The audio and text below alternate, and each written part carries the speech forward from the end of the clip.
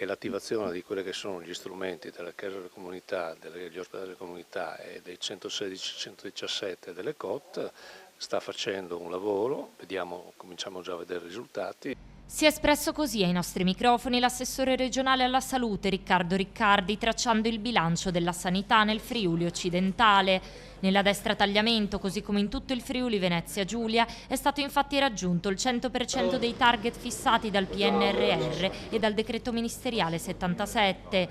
Poi queste cose si discutevano da decine di anni, oggi le vediamo.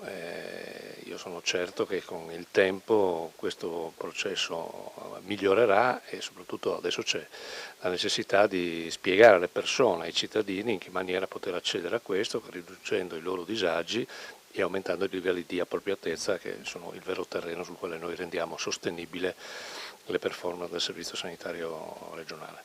Tra gli interventi chiave spiccano le 5 case della comunità finanziate dal piano a Sacile, Maniago, Cordenons, San Vito al Tagliamento e Spilimbergo, a cui si aggiungeranno entro fine anno i presidi di Pordenone e Azzano Decimo. Queste strutture, aperte 12 ore al giorno, tutta la settimana, operano in sinergia con le centrali operative territoriali e il numero unico 116-117. I primi dati confermano il successo della riforma. L'assistenza domiciliare in ASFO ha sfiorato il 12%, superando l'obiettivo nazionale, e le prestazioni ambulatoriali sul territorio sono cresciute del 16%.